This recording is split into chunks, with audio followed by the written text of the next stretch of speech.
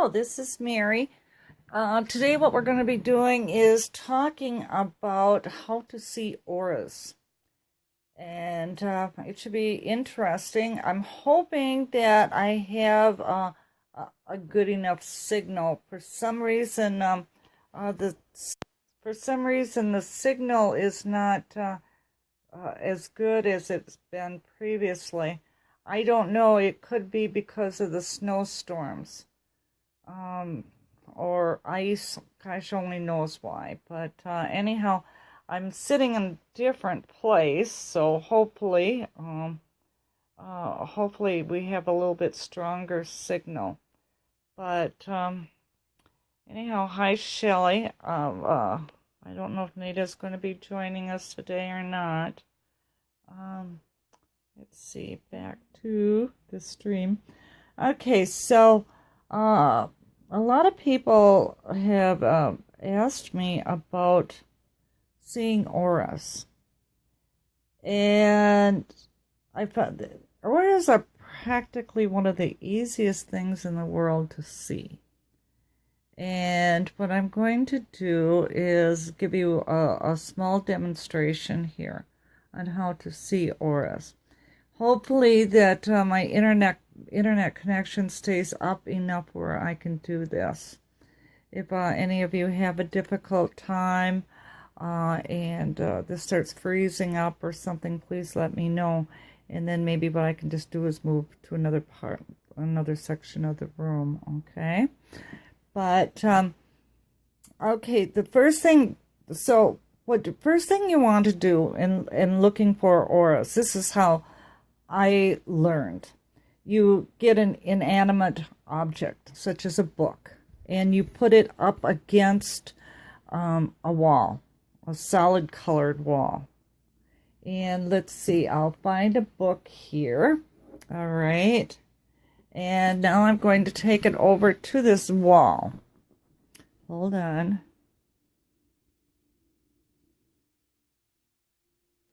I've got to put it up against this wall. And then what I want you to do is look at the edge of the book.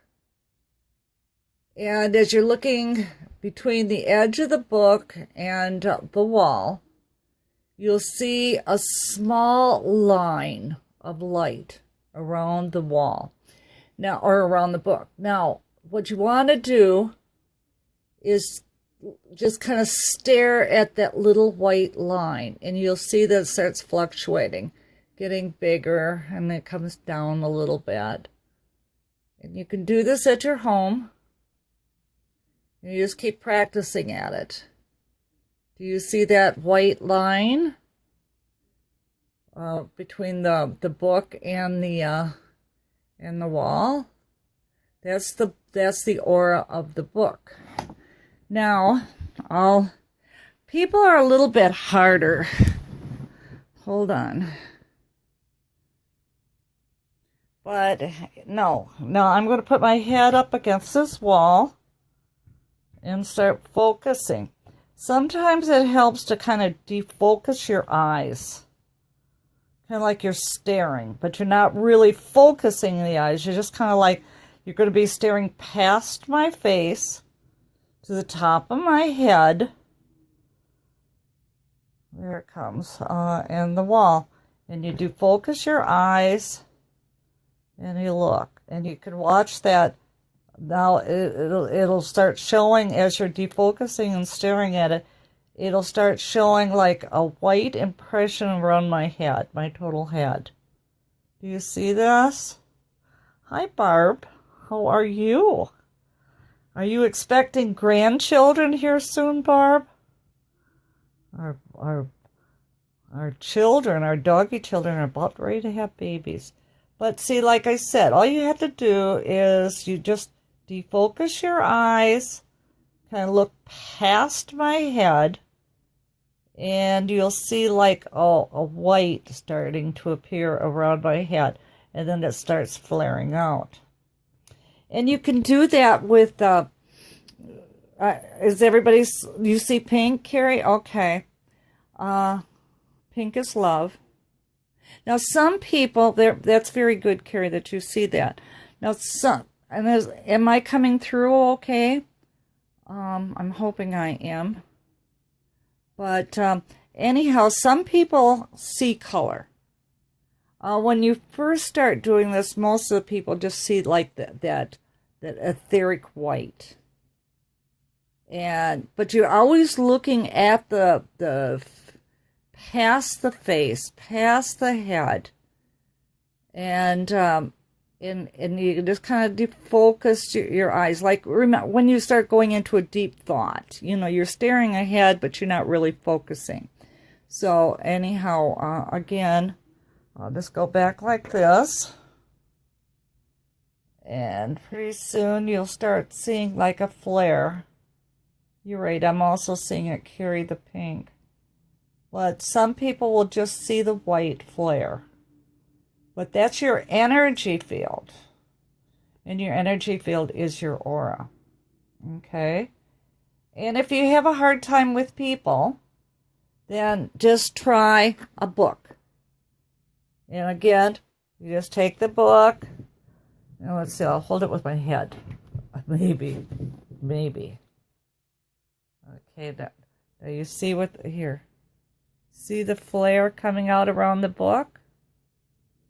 Sometimes it's a lot easier just to use an inanimate object at first. And you just keep doing that and doing it, and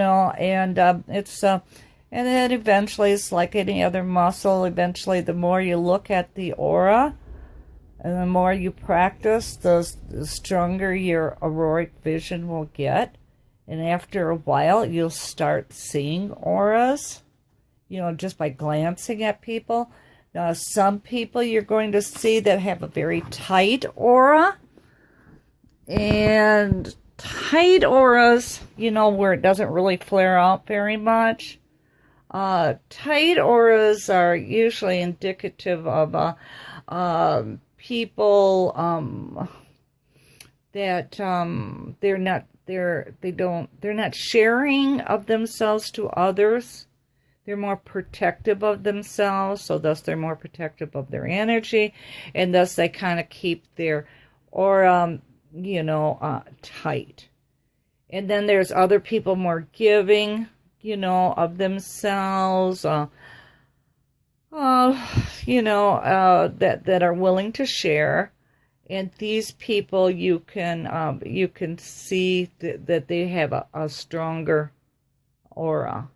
It comes out more. And so, but you got to remember too, though, that auras change. Like a lot of people will go out and they'll spend, $50, $100 to get a auroric picture of themselves. And then they see that maybe that they have this huge bubble around them that's colored. And they'll say, oh, well, wow, my aura is yellow, because that's what they're seeing. But 5 minutes later, that aura could be purple, or it could be black, or it could be pure white. The aura changes according to your emotions. And it also changes according to the different people that you're around. Now, like with me, if I feel, now, not only can you see auras, all right, like here, you can really see mine. But not only do you see auras, but you can also feel auras. And because it's an energy field. And so, it's a frequency of vibration. And with that, yeah, I'm seeing yellow too, but I don't know if that's yellow because of my aura. I think, yeah, it should be, because everything else is, see, all my other colors, this is purple, this is brown. You kind of seeing the pink in here. So yeah, that's a yellow aura. Yellow is cheerful, so that's a good thing. I'm a cheerful person today. And, but you can feel auras too. Now, some people say, well, I see the color of your aura. And they'll say, well, I see your aura's pink, or I see it's yellow or green, da da da. Well, some people can actually, they have the ability to be able to see color. But there's two ways to see color of an aura. One is to physically see it, and the other is through your psychically see it through your third eye. That's basically how I see auras. But for some reason, I'm actually seeing my aura today in color. So maybe I've evolved. Who knows? But so I'm just going to go past of what I see. But I basically see color through my third eye. And that's just as real as if you could physically see it. And you can, it's like, you're looking at a person and all of a sudden you're feeling happiness. Well, happiness is, you're feeling love. Well, okay, well, if you're feeling it, then that is an emotion, that is a reaction, okay? And so if you're feeling that from them, you're also seeing, psychically seeing pink. And if you're looking at their aura and you're feeling agitation, chances are that their aura is red. So you just have to apply emotion to the color. Or it'll just come to you in a thought, pink, red, green. But remember, it's always got to come through fast, within 20 seconds. Because that's in the 20 seconds is when you're getting information from the right brain, or the right hemisphere of the brain. After about 20 seconds or so, then it jumps to the left side. Carrie says, I used to see green and associated to healing. I asked my boyfriend if he injured his knee, and he was shocked. I knew that he did before we met. I also saw it around my mom's ankle, and she had heard it. Green is, green is healing. I kind of like, I kind of see blue as healing. Green usually signifies growth, but it also signifies healing. So you just kind of got to think about that. Pain is a lot of times red in color. So if you're, it's fairly simple to, if you're trying to figure out colors for auras as to what their emotional state is at that time. It's fairly simple to do. You just go Google and then type in aura colors, and you should do fairly well with it. But like I said, that's so you should, the way I'm showing you, you should be able to see auras within 20 seconds. You don't have to take a 6-week course in order to see auras. Okay? Do you understand what I'm saying, Carrie? I see that you go, okay, thank you. I think what happens is when it comes to auras, you just learn the first steps. And that's what I showed you, is how to recognize an aura. Because most people don't even know how to recognize an aura. So you got to recognize it first. And that's why I said you use a book, and then you look for, here, I'll do the head thing again. But you see right in here, you just kind of look past that. See it? Get a little closer. See that coming? See that white all of a sudden appearing around that book? That's your aura, or that's a book's aura. And then, and until you get good, Just keep working with your books, or you can do a chair. You everything. Remember, everything has its own energy, its own consciousness. So you can look at a chair and see the aura of the chair, a bed, a door, a book, anything.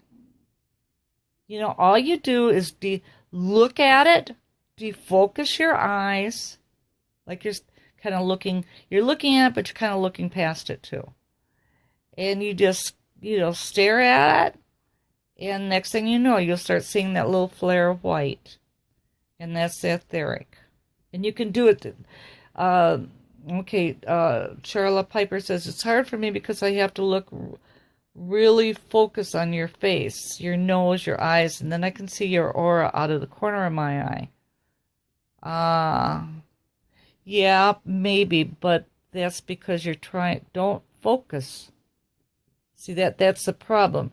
What you're having, Charla, is you're focusing. You don't want to focus on my nose, my eyes, or anything else. All you want to do is look past me towards that wall. And then kind of like you're saying, right by your peripheral, the peripheral will start coming in, and then all of a sudden you start seeing that, etheric line. And of course, now we have two visions. We have the cone, and we have the rods. The cone is what you're using when you're looking straight. Don't try too hard, Charla. The idea is not, you're just kind of staring past, relaxing, and defocusing your eyes. And it's like, yeah, it would be kind of like using your peripheral vision a little bit. See, animals have rods. Thus, like cats and dogs, we have rods. Let me put this closer to me. And and then you guys can just kind of stare at it until you see my aura appearing. The aura is a little smudgy, but I'll do this, okay? But anyhow, like I said, cats and dogs, other animals, they have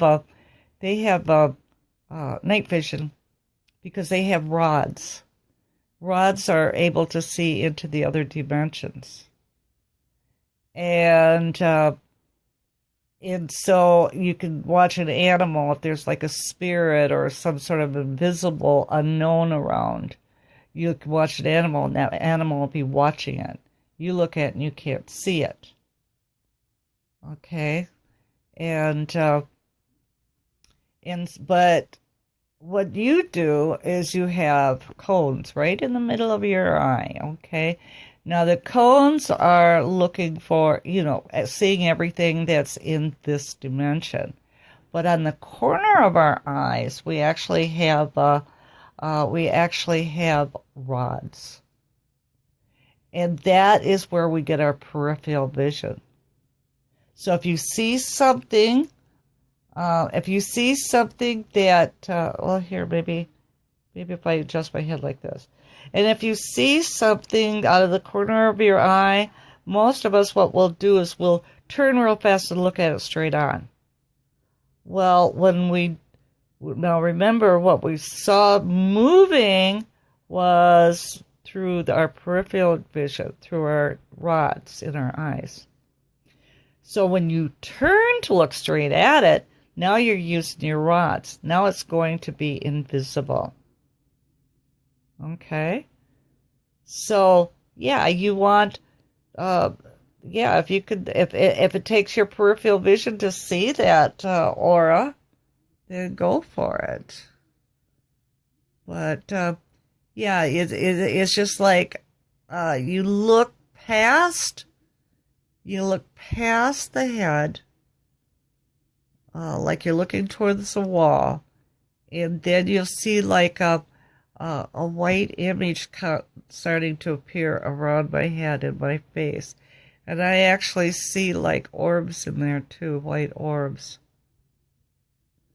And so, well, Lynn, yellow and pink works for me because those are nice, pretty colors. I like them. Okay. Carrie says, my cat is always staring in the air as if something is there. It probably is because I'm used to spirits around me. It is fun to get confirmation from my cat. Yeah, the cats are using their rods. Thus, they can see into the other realm. And so, anytime you see something moving out of the corner of your eye, you can bet something's there. That's from your peripheral vision. But it will always disappear as soon as you turn to look at it through the cones of your eyes. So now does everybody understand how this works? You can start with your book. Okay. Woo. Hold on, book. Little bugger. There you go. Can you see it? And then you just start staring at it, and you'll watch that you'll watch those lines. Right, you watch these lines get bigger and bigger and bigger and start flaring out. And then you practice like that for a while until you get comfortable with it, and then you start working on people. But it's always best, though, to have some sort of background, a solid background. Especially like with me, I use the white background. And then that way, as people are watching me, the people that do see auras, which is now you'll be able to watch my aura. How's that? You know when I'm bullshitting you or not? Oh. But I try not to. If you're watching, I have a whole bunch of ghost stories to share with you. Nida Kimball is an author, and she's looking for ghost stories. She has one book out, and she wants to get another one out here real soon. So if you have if you have some good ghost stories that you want to share, go into my group at facebook.com/groups/Mary Sutherland and print. I'll post your ghost story, and then make a notation that it's for Nida, Naida. And then that way she'll be able to see it and know that it's okay for her to print. She'll probably contact you later and get the full story, okay? Now, yeah, Shelley Long says, I'm seeing blue. That's not you, from some other source. It could be the residue of the purple in my scarf and the blues. Or remember that picture that I have of the alien doll, and it has like a certain aura, and then as Brad stands next to it and touches it, the aura changes, because your aura can affect another person's aura. And if there's a spirit that's in the room, the spirit would be all aura, all energy, and that spirit could be affecting your aura as well. So that blue that you're seeing, Shelley Long, could be from a spirit coming in too. Yeah, and Carrie, it could be an ET, one of the blue beings. But so, and you can eventually, as you get good at this, remember you leave an imprint wherever you go. So, and the imprint is like DNA. It carries the memories, it carries the emotions, everything, just like DNA. Everything is physical, is non-physical. Everything's physical is material. What is above, so shall be below. Okay, so everything's mirrored. So you have DNA, okay. In the material world, you have imprints on the, as the metaphysical term. But if you have somebody that is very negative, and they come and they're sitting in your chair, when they get up and they leave, they're going to leave an imprint of their negativity on that chair. If they're happy and they're bubbly, they're going to leave that imprint on that chair. And each imprint, just like an aura, has its own color and its own emotion. So of course, if you do have people coming into your house and they're very negative, you feel very and it's just agitated. You're feeling agitated. Get some. I prefer California white sage, and sage wherever they've been, because the white sage has this magnetic quality to it that actually pulls as it's smoking, or the smoke has magnetic quality, and as the it attracts the negative ions, like a magnet pulls in lead or whatever metal, that a white sage pulls in negative ions, which is what produces produces those agitated states of being. So white sage. Make sure frankincense does not have. It's the white sage that has the magnetic quality, though, in the smoke. And as the smoke dissipates, so does the negative ions. It's nice to have frankincense and all those, because they're mood elevators. Lavender is a beautiful mood elevator. It helps you to sleep.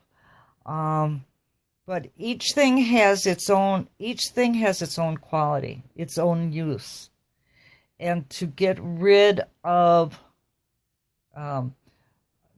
negative ions or negativity, you need white sage because of the magnetic qualities.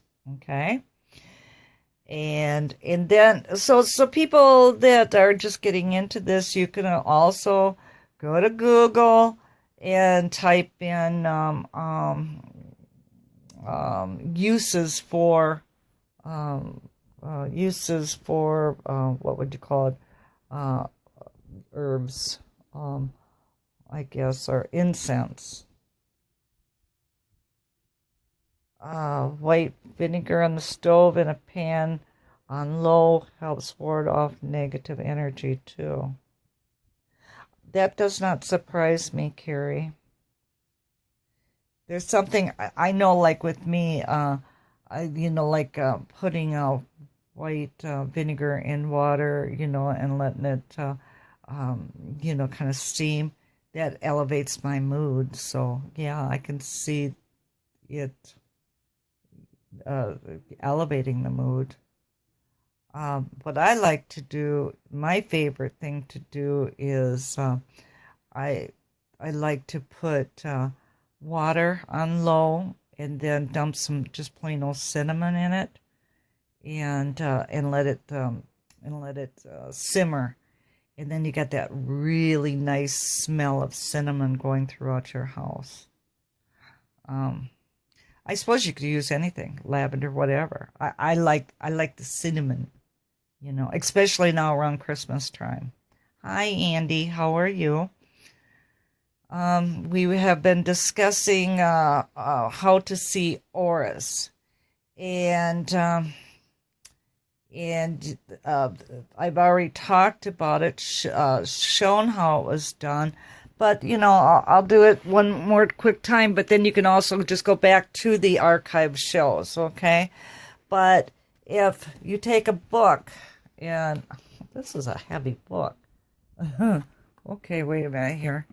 If you take a book and you look at the book, you'll see there'll be like, this book's too heavy. What's the name of this book? Dreams of Darkness and Oops. I keep touching one little button that wants to cancel me out. Clothes are nice too. Yeah, you're right, Lynn. Um, and especially around Christmas time. So what I've been putting my head back like that so people can watch my aura. Because what you want to do is defocus your eyes looking past my face to the wall. And you kind of go into like, you don't stare, you defocus your eyes. And then pretty soon what you'll do is you'll see this line coming out from around my head. And it'll start to flare. And that's your aura.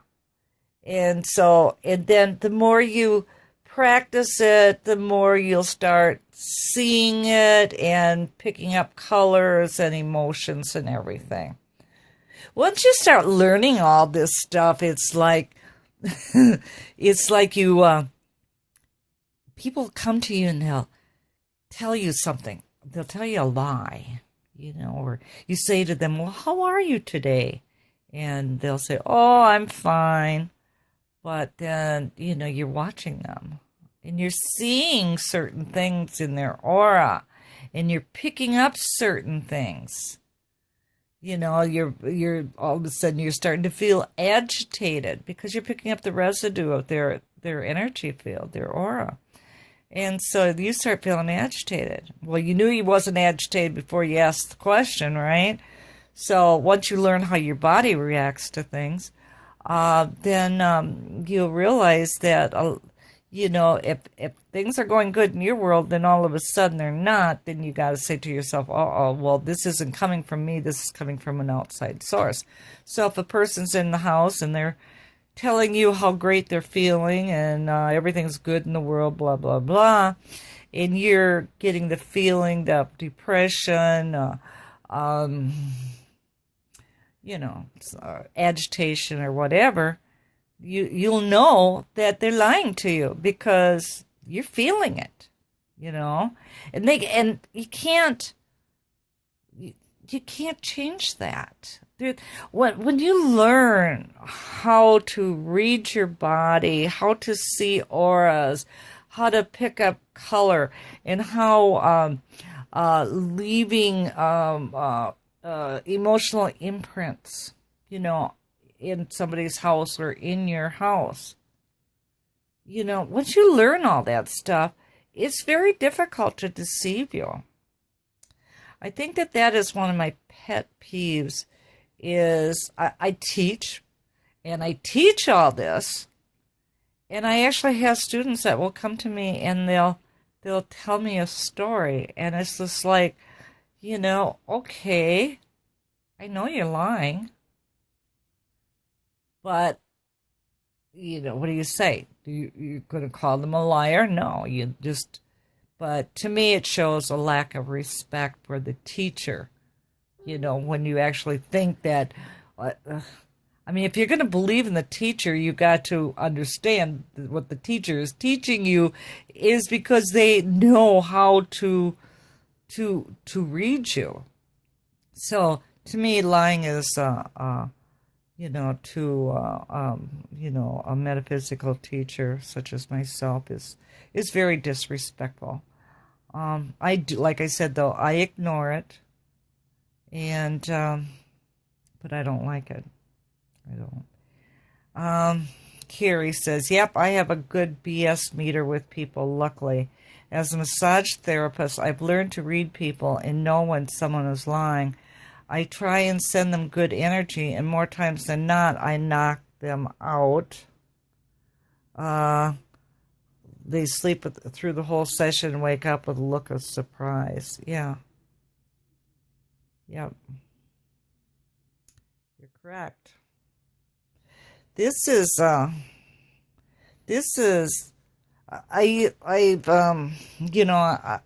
certified Reiki. I also teach angelic healing, and then I teach the pendulum healing, which that one is the one I like best, is my pendulum healing. But But yeah, I don't like really laying hands on people anymore because of and I don't like healers touching me either because of the fact that I don't trust that energy, sometimes. And it's just like, yeah, they'll say, well, you want me to work on you? No, that's fine. I'm okay with it because you know, it could, I'm feeling something and I'm not comfortable with it. I don't, a lot of times I'm not psychic so much as I don't, it's not really coming to me as an impression, but I'm getting the feelings. So it's just like they may have been exposed to another person that was agitated or depressed or whatever. And then they picked up that and they're carrying it through, and so I don't want to be part of that domino factor. So to me, God bless all you Reiki healers out there for being able to do what you can do. I know my limitations though, and I'm just not comfortable doing Reiki unless it's people that I know and I trust, my friends. But to take somebody right off the street and start working on them, boy, like I said, bless you for it.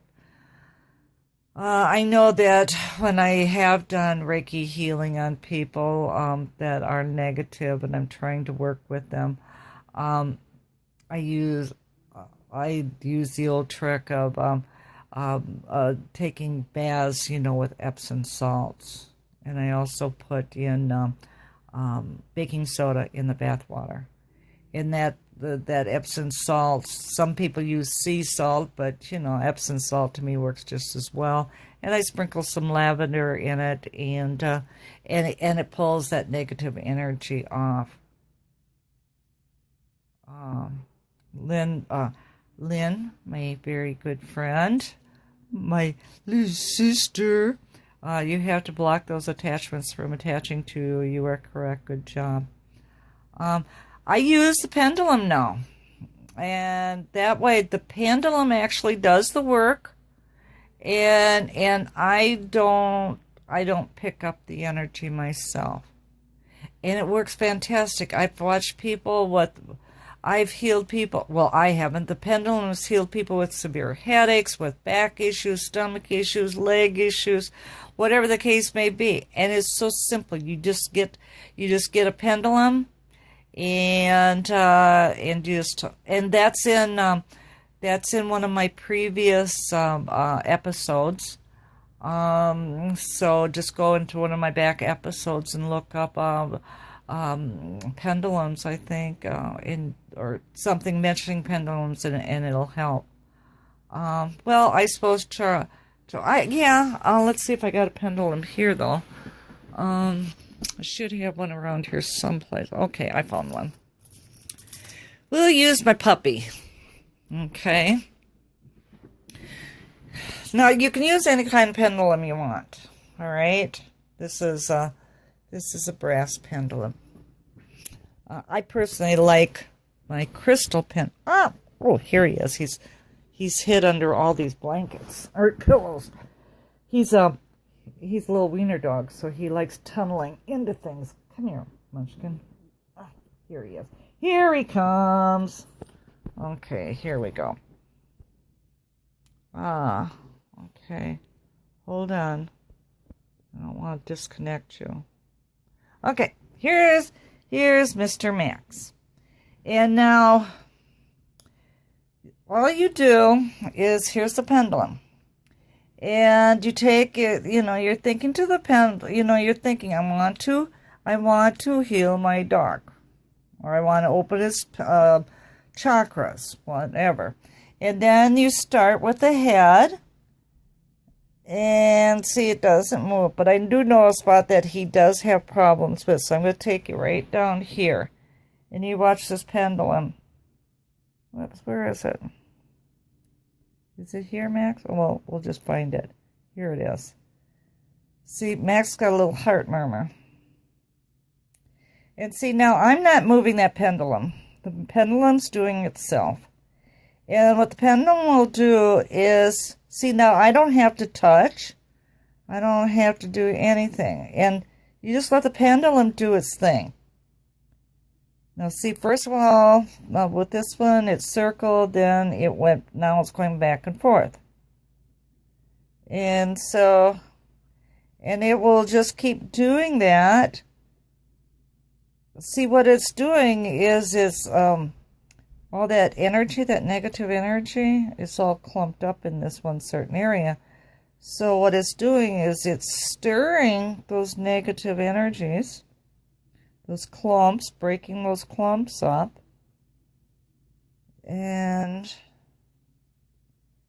you gotta have patience with it. Bye, Carrie. Back to work, huh? And anyhow, it's just about stop. And it'll stop on its own. I always have to give it a few minutes, or, like a minute or so, just to make sure, because sometimes they'll start back up again. Now, you see how Max reacted? See, it's done. Max looked up, because animals know it. They can feel it. So, anyhow, when it was done working on that heart murmur, it stopped, and Max, as you see now, looked up, because he also knew that it was almost like, oh, okay, it's done, thank you. Okay, and you always want to thank your pendulum, thank you, because remember, it's its own intelligent energy. And so that's what I do. And I've actually got a show. Hold on. I actually have a show on it. So you just go into some of my back episodes. All right. I'm not going to do a long show today because I really wanted to just concentrate on teaching you how to do auras, and or to see auras. And Carrie, when I started learning, or when I realized that I was a healer, how I realized it was, there was a woman that had come into my research center. This was before I had the cafe, and she had some problems, and she was, not feeling well and that, and I'm listening to her and kind of feeling sorry that she had to go through all this stuff. And then she left. But when she left, all of a sudden my hands started burning. And I mean burning. They burned. This is the honest God truth.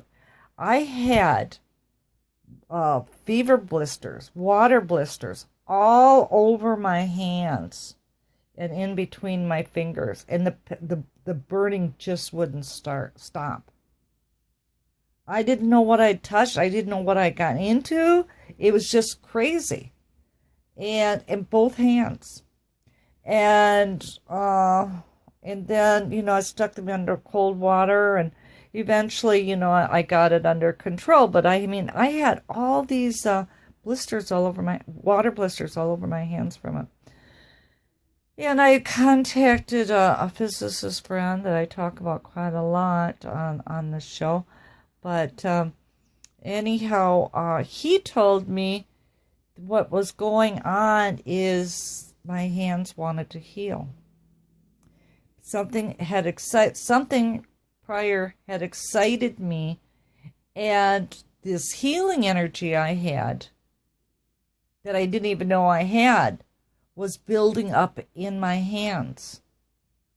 And because I wasn't releasing it, it was actually burning up my hands. So he says, next time I start feeling that burning sensation, to release that to whoever it was that excited it to the point. Well, it was like, okay, if there's a person that came in and all of a sudden my hands started burning, then I would realize that there would be somebody, or that person needed some healing. At that point in time, I'd have to release that healing energy. And if if I couldn't, because they have to give you the person has to give you permission. So like if I couldn't release it through them, then I could put it onto the ground, dirt, or something like that, and release it into a tree or release it into the ground. But it had to be released. And so he said that I was a healer. So once I realized I was a healer, then I started working on people with my hands and sending the energy that was coming through me out through my hands, and I was healing people. I was amazed. I mean, there was this one woman that I worked with, and she never told me what what her problem was or anything, but but anyhow, I had worked with her, and then several days later she came back in or a week later she came back in with good news and told me that she had an inoperable tumor in her stomach, and the doctors couldn't do anything with it. And after I worked with her, she had went back to the doctor, and it was gone. He showed her the X-rays, and it was gone. So, I had another person that his name was Big Jim, and he was one of my favorite people. But at that point in time, I didn't really know him, and he'd come into the cafe, and he was talking about that he had to go into the hospital to, because of his shoulder, they were going to replace the joint right in here, and, with an artificial joint, whatever it is, But I said, would you mind if I worked on you before you went into the hospital? And he says, yeah, sure.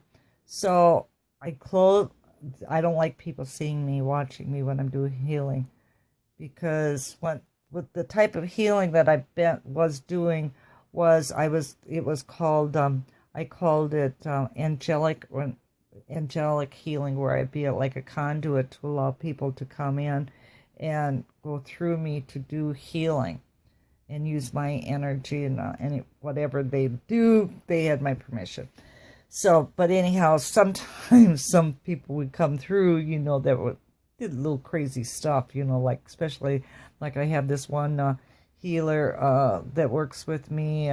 He's an African medicine man, so you got to imagine what happens when he comes through and starts working through me. So I'll lock the door, close, and put the close sign. I locked the door, put the close sign in the window, and I worked on him.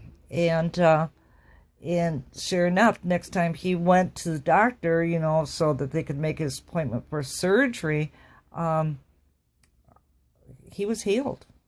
He never did have to go. He never did have to have that surgery done. So, I mean, hands-on healing works. But I have found something by watching, observing, and losing friends. I have seen what goes on with healing. Many times, people will get a cancer, and they go in and they're healed. Cancer's all gone. And but then the cancer comes back. Now, and I think to myself, why does it come back? It doesn't even make sense. Unless they didn't get it off. But they did get it off, but it still comes back. And I've realized why it comes back. And that is because cancer is like its own living entity that grows inside of you. It has its own consciousness. It thrives on negativity. sugar, different things like that. But it needs to be fed. And so I found that all of my friends that I have lost, what they've done is they've always, after they've been cured of cancer, and I'm talking about cured from a hospital, but after they've been cured, they go right back to the same lifestyle, the same thinking, and chances are the same job. And I know that's it. See, they don't change their life at all. They don't change their lifestyle. They don't change their thoughts. They're hanging out with the same people, doing the same rituals. So even though that part of the cancer had been killed, all it does is it flares back up again. And thus comes the next cancer. Now, with Brad, when he had cancer, he changed everything. He was working at WIC, building homes. And then after the cancer, he was working at the Sci-Fi Cafe. He wasn't working anymore at the same old job he always had. Thus, he was not associating with the same people that he used to associate because he was on the road 5 days a week. So his whole thinking process had changed because after the cancer, he worked with me at the cafe, and I always made him work. Even though I'm not no bad Mary, but even when he was sick, I made him work because I did not want him thinking about the cancer. I wanted him to have his mind off of it as much as possible. And the Sci-Fi Cafe was a perfect place to go because all the people that was coming in were so positive. We were faith healers. We never seen the negative side of the coin, And of course Brad me never ever told anybody that Brad had cancer either. They knew he lost like 70 pounds, so people had noticed that. They probably think I was thinking poor Mary, or poor Brad, look at him. Now he's working for Mary and look at, because of it, he's losing all that weight. But who knows what they were thinking. But the thing is, he was getting positive feedback and he was working at a new place and he changed his whole world. He changed his whole lifestyle. And and nothing came back. The cancer never did come back. So I really do believe that it is that it's a must to change your settings. If you have to change everything. My point, this is how I see it anyhow. But anyhow, I'm going to leave you today and have you play around with your seeing auras and check out Google and find out, learn the colors and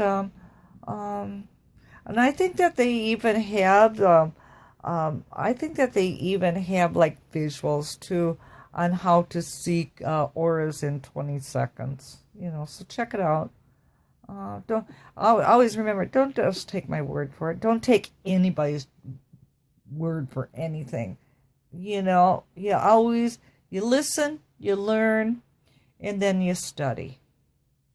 That's where discerning comes in. And then, don't give your power away. Just, it's not anything. You don't just go to somebody and say, what do you think?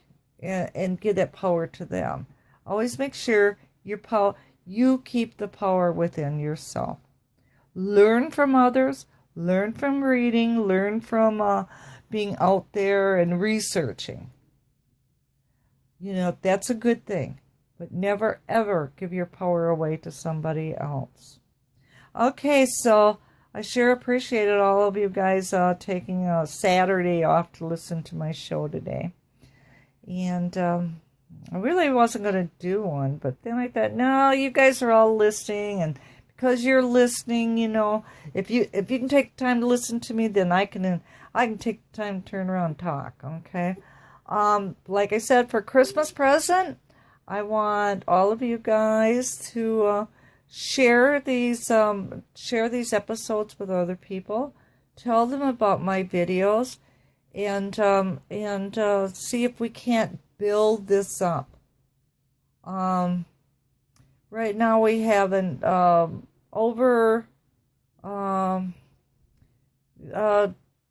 between 200 and 300 views per episode. That's good for Facebook because I'm not sharing it anyplace else. So that's good. But we need more. I would like to see at least 500. Once I hit the 500 mark, then maybe we'll step it up a little bit. But so that's my, if you want to get me a Christmas present, share my videos. Tell people about our groups. Because we want to help people. This is a time when all truths will be revealed. This is our duty for to help others to be able to experience the magic that has been given to us. There's too many people in darkness, too many people in pain, too many people being controlled, too many people sad, confused, bewildered. We don't want that anymore. So this is why I'm doing these shows, is to help other people. And by you sharing these shows with other people and telling people about what we're doing, then you're taking people out of darkness too. You become the teacher as well. And and for each one person we help, that's one less person that has to suffer from depression, that has to suffer from being caught in the rat race, being caught in the old paradigm. So it's our duty. So that will be my Christmas present that I ask from all of you, okay? For people to join our groups, facebook.com/groups/Mary Sutherland. Go to the website, burlingtonnews.net, and go through some of a topic. I have a search engine. Just type in the topic that you're interested in. And that's not a Google search engine. That's my own personal search engine. So you'll be able to type in the topic and it'll pull up every page that I've ever written on that particular topic. Okay? I see that a lot of other people are starting to do live stream. Congratulations. Thumbs up. Lynn Baumgartner, she's doing Chat the Fat. And so she's kind of helping people, teaching them how to eat healthy. And she did her first live stream. And I loved it. She's so funny. She doesn't even know she's funny, but she's funny. And that's always a good thing, being funny. So anyhow, bring more people around and share. Lynn says it's healthy for 2017. I mean, we have to do our part now. It's not giving that responsibility or that power to our elected officials anymore. I think that has been more than proven.